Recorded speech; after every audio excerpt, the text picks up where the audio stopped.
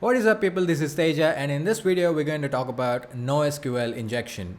Not only are we going to talk about NoSQL injection, I'm also going to practically demonstrate it to you on a vulnerable application. So without further ado, let's get started. Now obviously before knowing NoSQL injection, you must have at least a little bit or a basic idea about what NoSQL is and some basic NoSQL statements and all that stuff. So I'm going to cover all that in this video. First of all, what is a NoSQL database? Well, it's basically a schema-less database, which means you do not have to specify or define a schema before storing some data. For example, if you consider SQL, in SQL database, if you want to store some data, for example, let's say you want to store data about a student, right? So the different fields for this student table would be the name of the student, which grade is he in, and what are the subjects that is enrolled in, and all that stuff. So these are all the fields that you need to define before you could actually create a table called the students table. But with NoSQL database, you don't have to do any of that. You don't have to create or define a schema. You can store whatever data you like. It's basically an unstructured database. And one more thing is that data in a NoSQL database is not stored in tables, unlike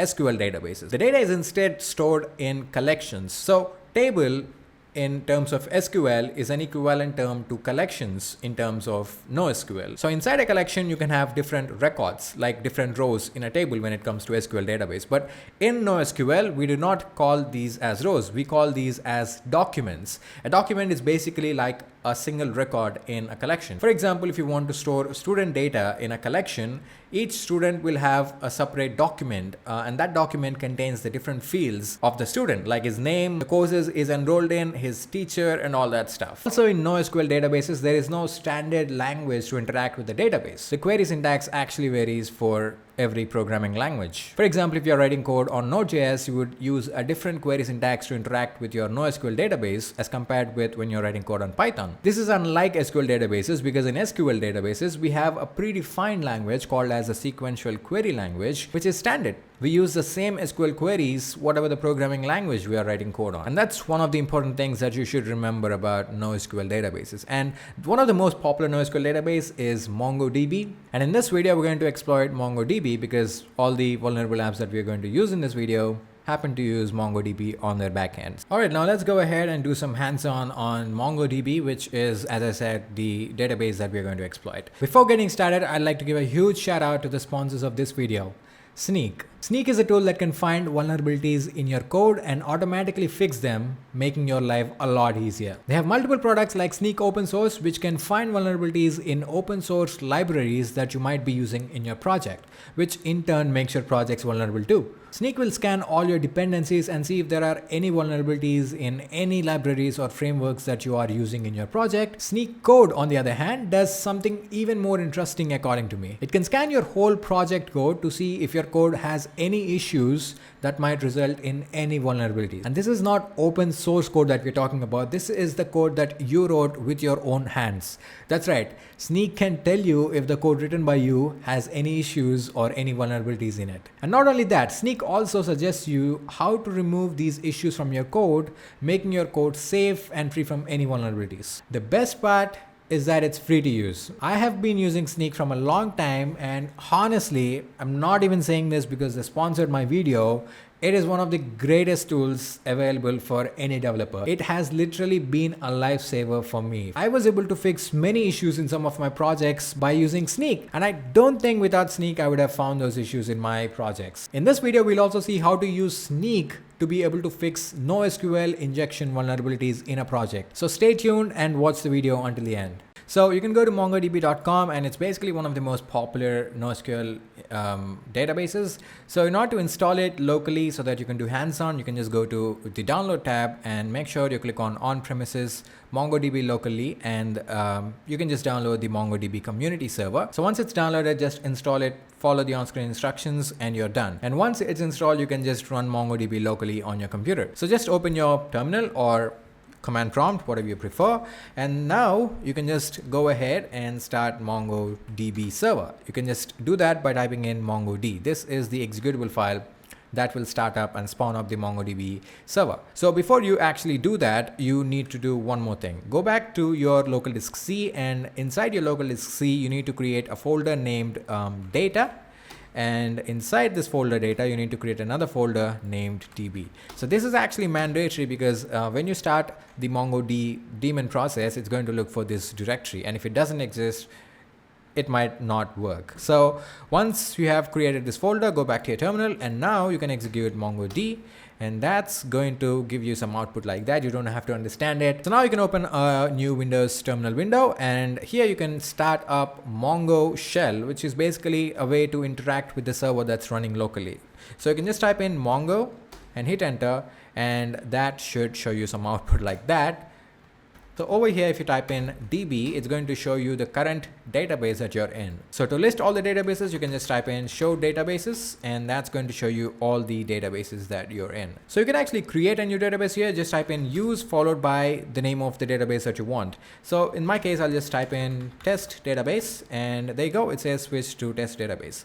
Inside these databases, you can create multiple collections. And actually, I'm referring to this guide by FreeCodeCamp. So in order to create a collection, you could just insert the values into your new collection, or you could just say db.create collection followed by the name of your collection. So let's say I want to create a new collection with the name user. So I'll say db.create collection, and then I'll say users as the name of my collection. Okay, so there you go. It says okay. All right, the collection is now created. So in order to insert data or documents into this collection, you can just say db dot the name of your collection, which is users dot insert, and then you basically submit it the document that you want to insert. This is going to be in BSON format. So in my case, I'm going to insert users data. So I'm going to say name, and I'll say my name, Teja, and I'm going to give another field called age. And then I'm going to give another field called location, and I'm going to give the location.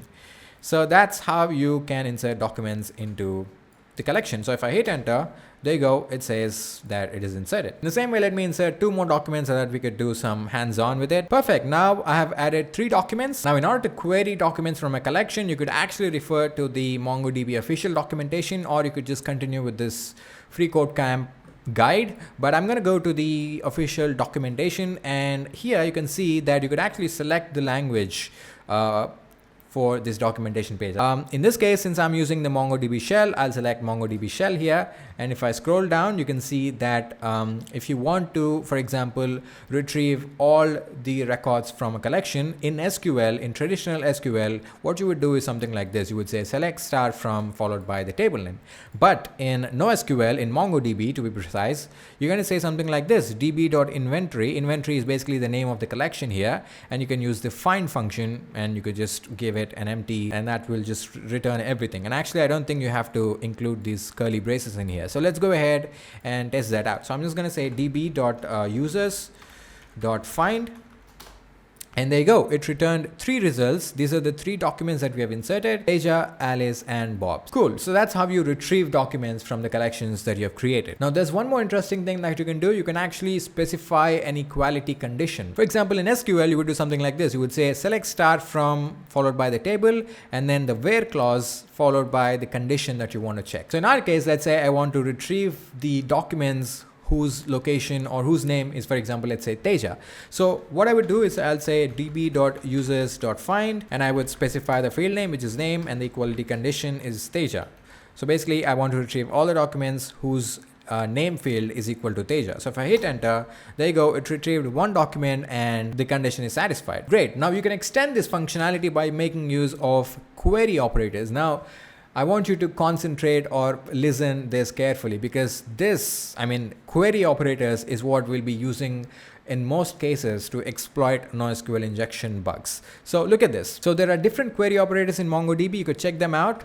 There you go. These are all the query operators. The first one is EQ, and it basically matches values that are equal to the specified value. And same way, this is GT, stands for greater than, this is GTE, greater than, equal to, and you have multiple query operators. So in order to use the query operators, you would basically use a command or a syntax like this, right? You first specify the field which you want to check for that condition, and then the query operator followed by the value. So let's say in my collection, I want to retrieve all the documents or all the people whose age is, let's say, more than 25. So I can make use of this query operator greater than to check if the age is greater than 25 and retrieve all the documents based on that. So what I would do is I would say something like this. I'll say db.users.find, and then I can make use of this syntax right here. So I will first mention the field name, which is age, and I'll use the query operator greater than, and I will say 25. So basically what I'm telling it is I want to retrieve all the documents whose age field contains a value which is greater than 25. That's what I'm going to say. So if I hit enter, it resulted in 2 documents, and you could see both these ages are greater than 25. So we were able to conditionally retrieve documents from a collection. And it's interesting how we can use these query operators to actually exploit NoSQL injection bugs, which we will later in this video. I'm showing you all these basics of MongoDB so that you don't get lost while we are actually exploiting NoSQL bugs. All right, another operator that is very crucial and very interesting is this where operator in MongoDB. So basically using this where operator, we can pass a JavaScript expression. As they clearly say here, use the where operator to pass either a string containing a JavaScript expression or full JavaScript function to query system. Does that remind you of something? Yes, that's kind of like code injection, isn't it? For example, you could include this where operator in a find function, something like this. You can just say where followed by colon, and after that you can give the JavaScript expression or a function that will execute. Yeah, so you can basically make use of this operator to exploit improper input sanitization, and we could essentially even get code injection. Yeah, I think that's all the basics you would need in order to understand what we're going to do in this video. So let's go ahead and set up our vulnerable application that we're going to use in this video. So we're going to use the OWASP juice shop, which is a very, very popular vulnerable application that is made specifically vulnerable for pen testers. So you could basically use it, you can set it up on your local machine, and you can exploit different challenges, different bugs that are included in it, and you can practice your pen testing skills. You could even learn new things. So this, as I said, is an intentionally vulnerable application. So you can indeed exploit bugs in applications like this, like the OWASP juice shop and DVWA, if you know what that means, damn web vulnerable application. And there are some applications, vulnerable applications like this, which are programmed to for pen testing purposes, basically. So you are allowed to show your skills or practice your skills and exploit vulnerabilities on such applications, but you're not allowed to do pen testing on live applications, or at least applications that you do not have necessary permissions. For example, you can't just go to any website or any web app and start trying to exploit it.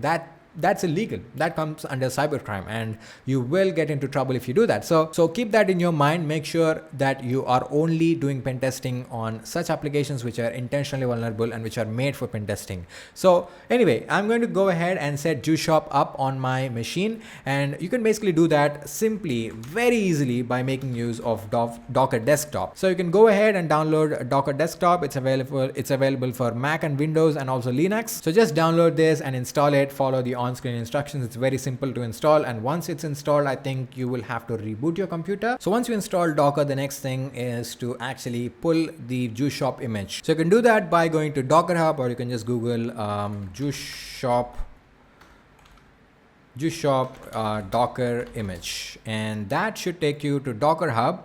And this is the juice shop image that you can pull. So in order to pull it, you can just copy this docker pull command, come back to your terminal and execute that command. All right, so once the download is done, you can just go ahead and execute this command to run a container of the downloaded image.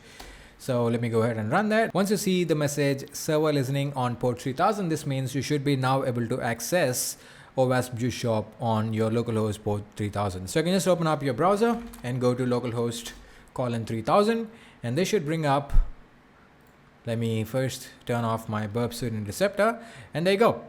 This is OWASP juice shop. Now, if you did not get it from the name, this is basically a website that is simulating a juice shop website.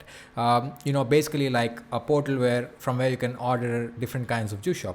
For example, there are different items here. There's banana juice, Apple use and all this stuff. So it's basically kind of like an e-commerce website where you can order different juices and all that stuff, right? So this application has the top OWASP vulnerabilities. So this means there are many vulnerabilities that are inside this application, but for this video we are going to deal with NoSQL bugs, right? So the NoSQL injection endpoint in this application is with this review system. So you can see if you click on any item, that brings up a pop-up like this, and you can see the reviews that are left by customers like this. For example, you can see this user with this email ID left this review. So the endpoint on the backend, which is responsible to update these reviews, basically is vulnerable to NoSQL injection. So in order to exploit this vulnerability, you will first have to create an account and then log in with your account and then post a review and then update it so that somehow you can trigger that NoSQL query and then exploit that, right? So first of all, I'm going to go to account and I'm going to create an account for myself. Okay, so the account is created successfully. Let me go ahead and log in to my account. I'm logged in now. All right, so the first thing I'm going to do is I'm going to post a review.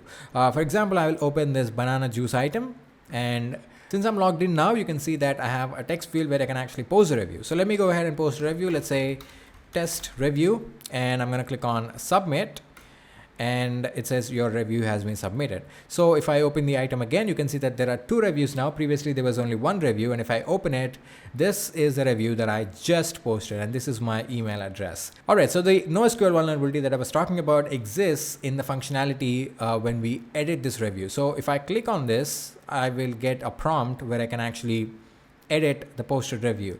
So if I change this review somehow, for example, let's say test review edited, and click on submit, this is going to edit my review. So the endpoint, which is actually responsible to update already posted reviews, is actually vulnerable to NoSQL injection.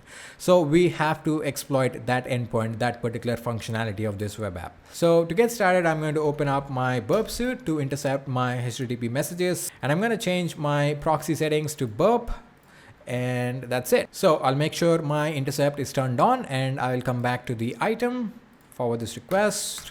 So I'm going to go back to the review that I posted, and I'm going to edit it once again so that I can capture the request, the HTTP request for updating a review in my burp suite, and I can modify it however I want. So I'm going to change this review to something like hacked, something like that. And if I click on submit, burp suite, as you could see, has intercepted the request, which is responsible for updating the review. So this is a request, and I'm going to send this to repeater by holding Ctrl R on my keyboard. And if I go to the repeater tab, this is a request. So I can now modify this request however I want. And if you can see, it's an HTTP patch method, which is basically a way to update something on the server. And this is the path, or this is the endpoint that it is sending this request to.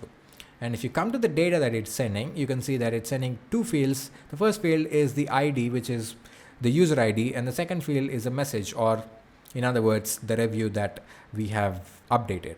And this is basically the updated review, as you can see. So how do we exploit this? The most easiest thing to do is to open up the source code. Since this is open source, you could read the source code and actually figure out the vulnerability, where the vulnerability exists, and get an idea about how to exploit it. So if you come to this file, update-product-review.ts, this is the code that is actually responsible for updating reviews, right? So you can see here, this is the line, and you could also see a nice comment here that says vulnerable code snippet. So, and you could see it's doing an update operation on the reviews collection, and the user input, which is request.body.id, is not at all sanitized. It's directly being introduced into the SQL, or NoSQL statement in this case. So we can basically modify this user ID, and we could exploit this NoSQL injection bug. So we found the target field where we should actually inject stuff. And instead of this user ID, which is basically a string of characters, I'm going to use a query operator, which we have discussed in this video, right? I'm going to specify a condition basically using a query operator. So I'm going to say not equal to, which is a query operator to test if the field value is not equal to the specified value. I'm going to say not equal to followed by something like, let's say, 0. So we know for a fact that the user ID is going to be a sequence of characters, basically a string, and it will not be equal to a single numeric digit like 0, for example. So what it's going to do, it's going to update the reviews with this text for all the reviews whose user ID is not equal to 0. And guess what? No user ID on the collection will be equal to 0, because we just saw that the pattern or the format of this user ID is basically a sequence of characters. It's not a single digit like this. So this condition will apply to all the users or all the user IDs in the collection. So the outcome that we are going to receive here is that all the reviews that are already posted on this site are going to get updated to this text that we are setting. So we could change this text to whatever we like. For example, I'm just giving it as hacked, right? So on the click of this button, this NoSQL statement must get executed and we will see the magic. So let me go ahead and click on send. There you go. It did not give us any error. That's a good sign. So if I go back to my browser and I'll just turn off my intercept for a moment, and if I refresh the page, so I'll go to this banana juice item, you can see that our review is actually updated. And not only our review, but the review posted by the other user, which is Bender@juiceshop, is also changed to the text that we have given. That's right. We were able to actually modify the reviews posted by other users. And this is not only for this particular item. For example, if I go to some other item, let's say carrot juice, there's one review under it. And guess what? The review contains the text that we have posted. Awesome, isn't it? We were able to exploit a NoSQL injection bug in an endpoint that is responsible for updating customer reviews. And we were able to inject a malicious input, which allowed us to modify all the customer reviews on the website. Now, I also want to show you how you can make use of NoSQL injection to bypass login forms. But unfortunately, OWASP JuiceShop doesn't have the login form, which is vulnerable to NoSQL injection. On this web app, the login form is actually vulnerable to SQL injection and not NoSQL injection. So let me go ahead and spawn up another app which happens to have a login endpoint that is vulnerable to NoSQL injection. So the second app I'm going to show you is called Goof. It's actually made by Snyk, who are the sponsors of our video. So you can once again set this app on your local machine by making use of Docker. So I've spawned up this Goof application on my Docker. So I can actually access this app on localhost port 3001, because 3000 is already occupied by JuiceShop. So if you go to localhost colon 3001, after you spawn up the container, you will be able to use the Goof app. So this is basically like a to-do app. You can basically store texts, like to-do texts in here and all that. So there is actually a login endpoint here. So if I go to /login, there's a login form using which you can actually log in, right? So this login form is vulnerable to NoSQL injection. So this is a perfect opportunity for us to see how we can actually use NoSQL injection to bypass login restrictions, right? So in this case, we are already given the username of this site, which is admin@snyk.io. So what we have to do is we have to bypass this password validation. We need to log in without knowing the password of this user. Just to test it out, let me give some dummy password, some random password. And if I click on submit query, well, it just shows you a blank page. And initially when I saw this blank page, I thought there was some issue with my, with my container, and there's no connection to the MongoDB and all that. But if you actually open this up in Burp Suite, I'm going to turn on my Burp Suite intercept and go to my proxy tab, turn on my intercept. And if I give some password, click on submit query, this is the request that's being sent. I'll send this to repeater. And over here, if I click send, you can see that the response that we received is 401 unauthorized, and there is no HTML data to be displayed on the page. And that's why we were seeing a blank page, right? So yeah, we are technically getting a response from the server, but there's nothing to display. It's a 401 code, which is unauthorized, which means we basically are denied access to the admin panel or the dashboard or whatever it is, right? So our task right now is to bypass this validation. We have the username, but we don't know the password, but we should be able to log in by exploiting the NoSQL injection bug. So let's go ahead and see how it's done. It's not very different from what we did on the OWASP JuiceShop. We are going to make use of the query operator once again in order to bypass this. So what I'm going to do right now is I'm going to change this password field to something like this. I'm going to say password is not equal to, and then an empty string. Now I have put an empty string here because we know for a fact that passwords can't be empty. That's like the basic fundamental, right? So the NoSQL query in the backend is going to now retrieve all the documents whose username field is admin@snyk.io and whose password is not equal to an empty string. So this will return the document of the admin@snyk.io user. This means we should be technically able to get access into his account. So let me go ahead and click on send. So we got another 401 unauthorized message. So we'll actually try encoding this value by holding Control U, and that should encode it automatically. So if I click send again, well, still no luck. It still says 401 unauthorized. So if you look at the content type, it's saying application www form URL encoded. So it's basically sending URL encoded data. So what we'll do is we'll try to change this to JSON, application/JSON, and the data that we are sending must also be in JSON format, right? So what I'm going to do is I'm going to say username, which is admin@snyk.io, and the password, this is where I have to inject my malicious input, remember? So I'm going to input it as the same thing. Basically, I'm going to say not equal to an empty string. So I did not change my input in any way. All I did is I changed the content type to application/JSON, and I changed the data into JSON format.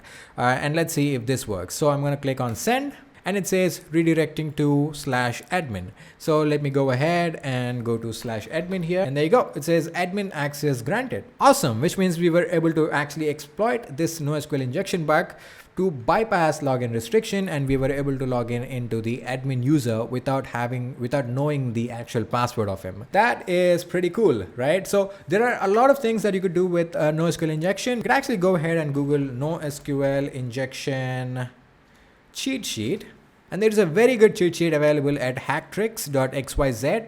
So you can go to this web page and you can see the different types of NoSQL injection payloads that you can use to exploit, right? So yes, I hope I gave you a basic understanding about what is NoSQL injection and how it works. But before ending this video, let's actually discuss how you can prevent NoSQL injection bugs in your application. Well, the most basic thing to do is to properly sanitize the user input. Never ever trust user input. When you're sending the user input to critical parts of your code, make sure that it does not contain anything malicious. Make sure you properly remove anything unwanted from it or anything malicious from it before sending it to parts of your code which are critical. And you know what? Snyk can do static analysis on your own code, and it will report to you if it finds any vulnerabilities in your code. So let's see how we can actually figure out or find out NoSQL injection bugs in your application before you deploy it. How Snyk can help you to basically keep your code safe and free from any vulnerabilities. All right, so I have the source code of this Goof app opened up on my Visual Studio Code. So all I have to do is go to the plugins, extensions actually, and you can search for Snyk vulnerability scanner. So this is the extension that you want to install. It is available for many IDEs like PyCharm, Eclipse, Visual Studio, and lots of other IDEs as well. So you can just install it, and once you install it, you will see the icon of Snyk here. So if you click on that icon, it will automatically go through all your source code files, and it will come up, or it will show you if it found any vulnerabilities or any issues in your code. So let's have a look at this. So the scan is finished. It took 1.6 seconds. This is because I've already scanned Goof with Snyk. So if you're scanning your code for the first time, it's going to take a little bit of time, to be honest. So you have to actually allow it some time so that it can go through all the lines of code in your project, and it will figure out if there's anything wrong in your code. So the first panel shows all the open source security vulnerabilities. This means it will show you if any libraries that you're using in your app or your project are vulnerable. So what we're interested in is this second panel over here, code security. This is what we're interested in. So it lists out all the files in your project that have issues. So the first file, which is index.js, if I expand it, you can see that there are many issues. There are 10 vulnerabilities as reported by Snyk. So if I click on any particular issue, Snyk is going to automatically take me to that part of the code, and it will show you what is the issue that the code has basically. So I will go to this unsanitized input vulnerability, and if I click on that, you can see that Snyk tells me that unsanitized input from the HTTP request body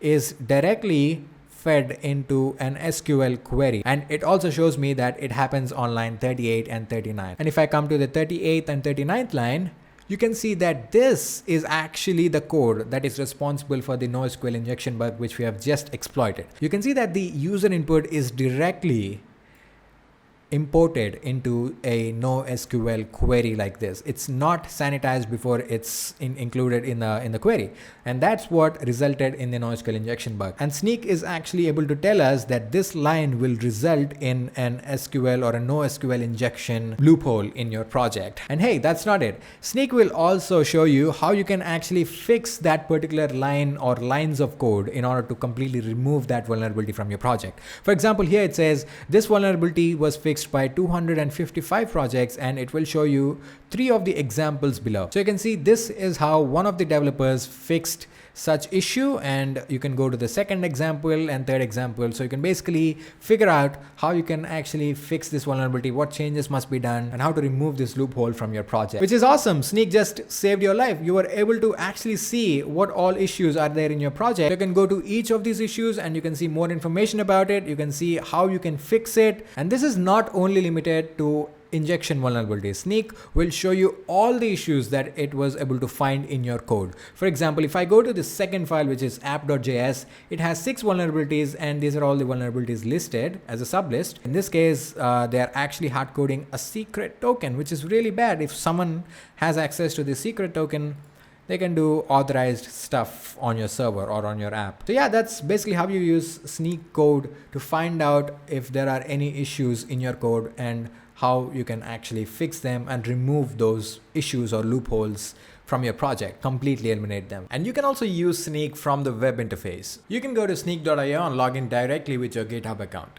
Once logged in, you can see all of your GitHub repositories. You can select any of them to scan with Snyk. For example, I'll scan this project. Simply select it and click Add Selected Repositories. Snyk will now do its thing, and after a while your reports must be ready. You can see that Snyk found 50 critical issues, 229 high severity issues, 260 medium severity issues, and 465 low severity issues. Well, I know that's a lot of vulnerabilities, but this is actually a project that is built for pen testing, so it makes sense that it has many issues.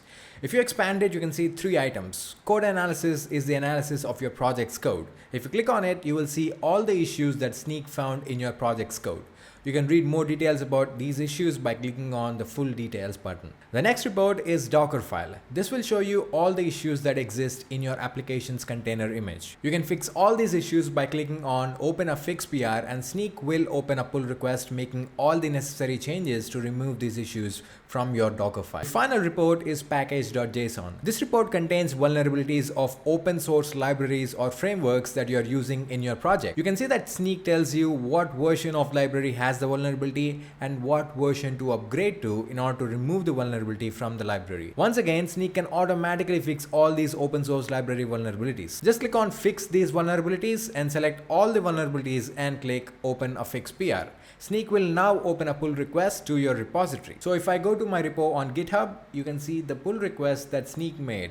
And it is also very well documented, explaining all the changes that Snyk is making in order to fix these issues. If I want to know more about a specific vulnerability, I can simply click on it and it will take me to a web page explaining about that particular issue. In this case, you can see that this is a directory traversal vulnerability that is introduced in the ADM zip package version less than 0.5.2. And the fix to this issue is to upgrade the library to a version higher than 0.5.2. So all I need to do is to merge this pull request to the main branch, and my project is now free from vulnerable open source libraries and also the Docker file vulnerabilities. And you might have a question, what if your project is not on GitHub?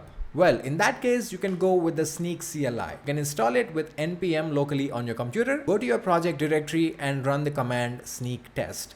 Snyk will now scan your project's code and it will report you all the issues that it found, and in order to fix these issues, you can simply run the command Snyk wizard. Snyk will once again do its thing and it will make all the necessary changes that are required to remove these issues from your project. So go check out Snyk, it's free to use and you can sign up using my link in the description below. So that will be all for this video. Hope you learned something new, and if you did like this video, please do not forget to leave a thumbs up below and also leave a comment down in the comment section. If you're not yet a subscriber of my channel, please hit that subscribe button and also turn on the bell icon to receive instant updates from my channel.